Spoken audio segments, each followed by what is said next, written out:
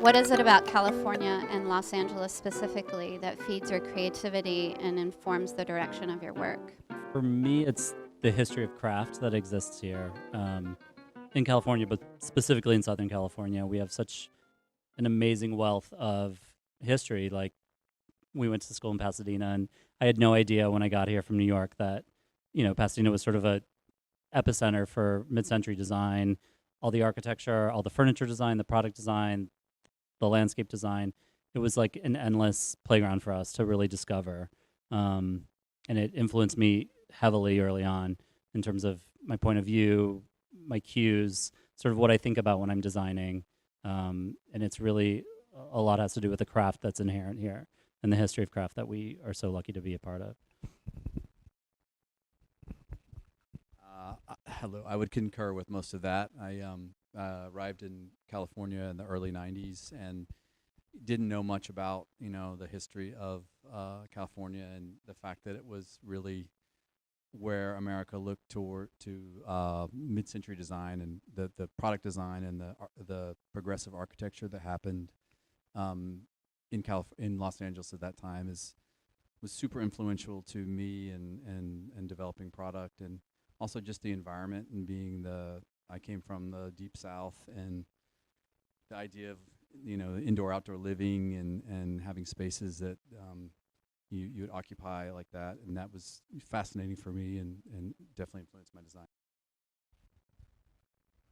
Yeah, I think how much more recently here. I've only been here since 2010, but I think when I came out here, I didn't realize that LA was the largest manufacturing center in the whole country, like the largest manufacturing city in the whole Southern California region. And that was just kind of this big awakening of just like the resources at my disposal in terms of like what it is to be a maker, in terms of the best vendors, the vendors who are, really daily, practicing their craft at a very, very high level and who are very competitive in their industries. Like, really attracted me almost like I would say like a chef in Napa, just like, the terroir, like the ingredients were so ripe to be like, oh, if I use this and this process, I can combine them to do this, and just having that at my disposal, and then that being overlaid with what, Grant and Glenn were talking about, this history of Southern, California modernism. But as a modern person myself, to be in a city that's so relatively young, I think there's this thing, I came from the East Coast more growing up, and like, they're 200-300 years old is, like the average, or 100 years old, and to have a city that like, like my house is built in 1938 is considered old for like my neighborhood in some ways, and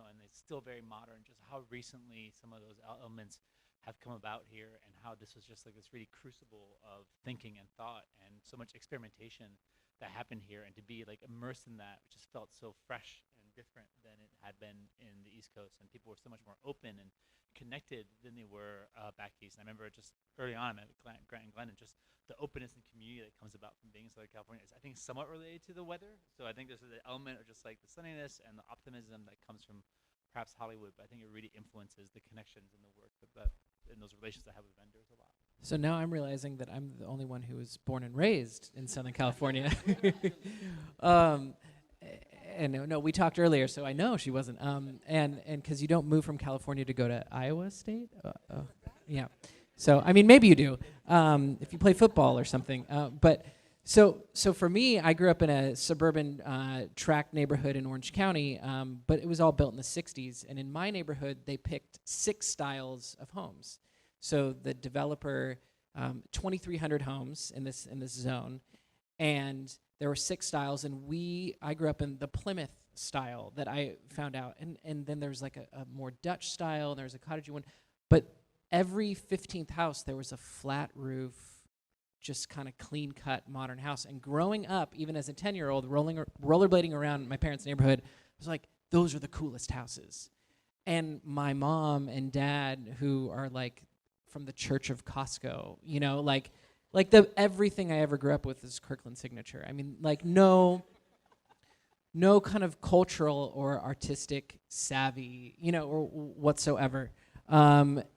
And they're like, why do you like those ugly houses? And as a kid, I already like had some aesthetic longing or desire, or I just liked the way certain architecture was speaking to me. In Naples, Long Beach, which is close to where I grew up, there's a house by an architect named Edward Killingsworth, who it was a case study house, I think 22 or 25, and just it's a box with a 17-foot door. And that was his signature thing, that he would do these massive doors. And paddling around in the canals growing up, or going around on boats with my parents, I would say, that house is the best house in the neighborhood. And they're like, no, what about like the Italian villa, you know, the thing that happened in the 90s? And so somehow I've always been drawn aesthetically to what was playing out in the kind of California modern movement, whether it's ranch style or high modern stuff that happened in the 50s and 60s and early 70s before it got into bad modern. But that's always been something there, innate. That keeps, I guess, maybe drawing me back to what I was into as a child even.